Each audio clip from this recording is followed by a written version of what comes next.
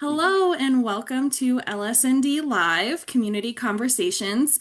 We have Holly Vane with us today. She's a Programs Director for Community Action Partnership of North Dakota, or CAPND for short. She's been in her role for 3 years, but has worked at CAPND for 7 years, and is the perfect person to give us an overview of community action programs and what resources are available in North Dakota. And a lot of people have probably heard of community action programs, but maybe they don't know what they are. So, Holly, can you give us an overview of your organization and how you connect each local CAP chapter? Yep, yep, thank you. My name is Holly Vane. I've been in community action for 7 years. Um, and then just going over community action as a whole, community action was started in 1964 by LBJ with the Economic Opportunity Act. There are over 1,000 community action agencies across the United States and the territories. CAPND, we've been established since 1976. There are 8 regions in North Dakota with 6 community action agencies covering all 8 regions, with in all 53 counties. Our job at CAPND is to provide training and technical assistance to the local community action agencies across the state. So how we do that is through training and technical assistance, but we also have statewide programs that we administer. So we always say community action. If you've seen one community action, you've only seen one community action because we're all different. The whole point of community action is to meet local needs, so it could be different anywhere. Like our main priorities here is usually housing because that's the biggest need. But in some areas, it might be food or it might be home ownership. So it's all about local need and local control.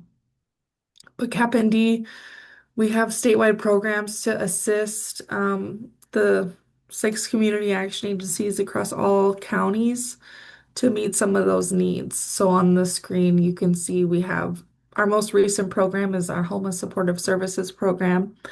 We get funding from the North Dakota Housing Finance Agency. Those programs assist people who are either homeless or at risk of homelessness. There's a variety of different eligibility aspects of it, but in general, you have to be low income and either homeless or at risk of homeless, and we can assist with like rental assistance, security deposit, application fees, those sorts of things. And case management comes along with that. So you get a case manager. They help you with all aspects of your life. So that may be employment, benefits, childcare, food security, and all of that. Energy Share is another program across the state. Every community action agency has it.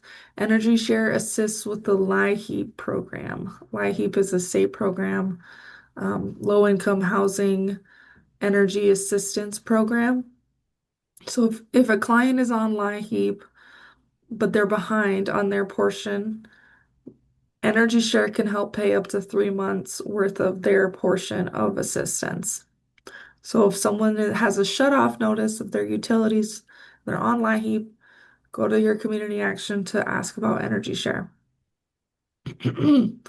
SSVF, Supportive Services for Veteran Families. We're going to talk more about that in a bit, so I'll wait. Sportsmen Against Hunger.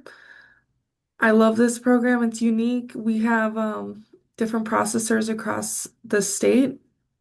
So if you know a hunter that has a tag and wants to fulfill their tag, but doesn't necessarily want or need the meat from that game, it can be donated to local food pantries.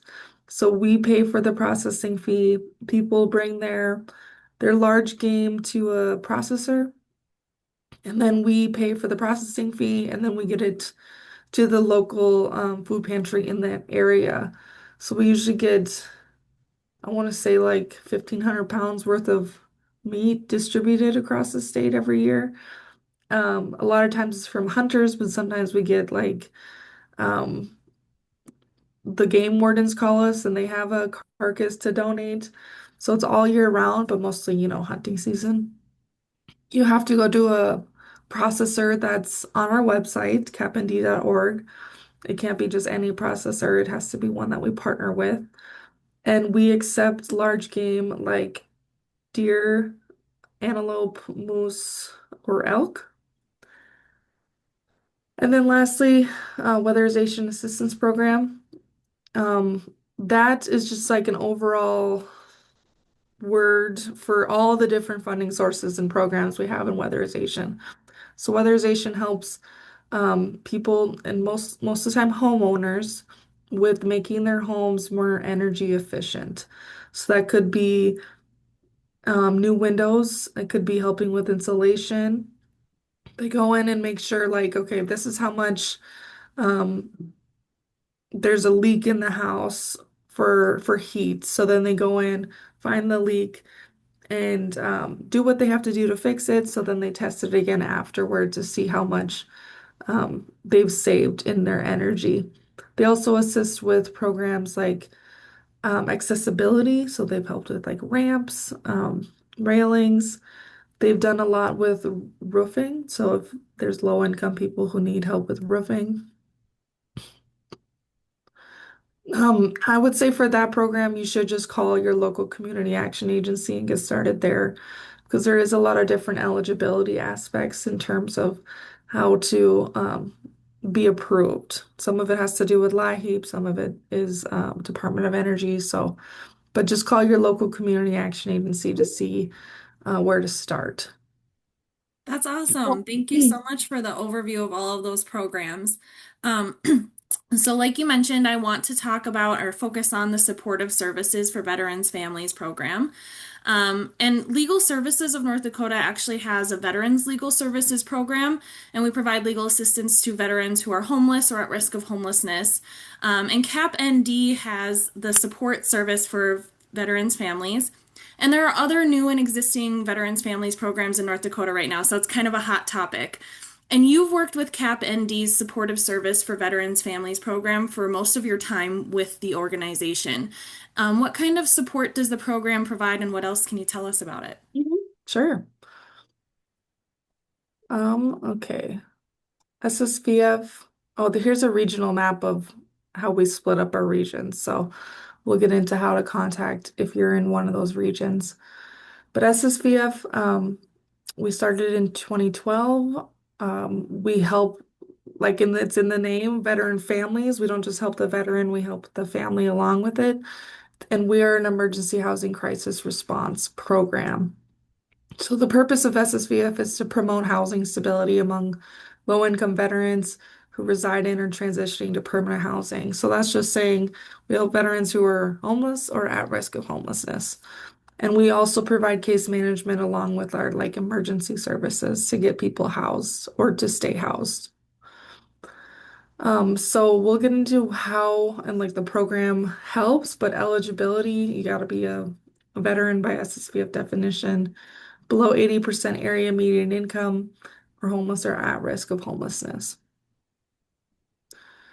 The definition for veteran is complicated. If you have questions on if I am considered a veteran or not, I would just call your local community action agency and they'll help you decide if that's an eligible veteran or not. But generally, it's people who are been discharged from the military that don't have dishonorable or bad conduct discharge. And then there's no rule about like do my kids have to live with me 50% or more of the time to be considered in my household? That doesn't count here. In SSVF, we just consider whoever the veteran says is in their household is in their household. Eligibility, 80% area median income. It went up a couple years ago. It used to be 50% up here, but now it's 80%, so we can help a wide variety of veterans. A new update that's come out in the last year, service-connected income does not count towards eligibility. So if a veteran is service-connected at 100%, and that's their only income, they come to us and we count that as, zero income. So that has helped. screen in more veterans who might have been screened out. And then lastly, we have to ask about their housing status. Are they homeless? That one's pretty straightforward.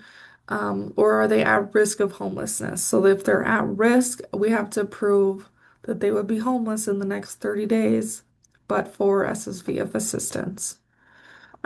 So we do help a lot of people who are homeless prevention. That's kind of just the nature of North Dakota. It's really hard to be homeless in this state when it's cold out. So I would say we help up to 60% of clients are homeless prevention. So these are kind of the assistance types that we can pay for, because we do financial assistance. We do case management along with that, but everyone wants to talk about financial assistance that we can provide to the clients. So it's a huge variety of things. Mostly we're paying for rent, security deposit. A lot of times we're paying for hotel. We call that emergency housing assistance. We can pay up to 60 days, because, there's not a lot of shelters in our state. So if there's no shelters or if they're full, we put them in a hotel. Childcare, moving cost, shallow subsidy is a newer program where we pay 50% of a client's rent for up to 2 years and they pay the other 50%. General housing stability, is just like a catch-all term for things associated with gaining employment, gaining housing, keeping employment. So that could be application fees, helping them buy things to move in. So that could be like a bed or cleaning supplies. Kitchen supplies is a big one. We can help with like birth certificate fees, help people apply for jobs if they need clothing for jobs, if they need certificates for their employment. Some of the unique things we can do is tenant incentive. So that is up to $1,000 for making the veteran feel at home in their new apartment on almost everything, anything that they want. Landlord incentive is helping, we pay landlords up to 2 months worth of rent to incentivize them to house some of our harder to house clients. They have a bad background, criminal history, bad housing history, or it's just a tight rental market and there's not a lot of units available. We can provide landlord incentive. Along with that, same with our other homeless supportive services programs. We do case management to help people connect to employment, to benefits, Social Security, SSDI, SSI.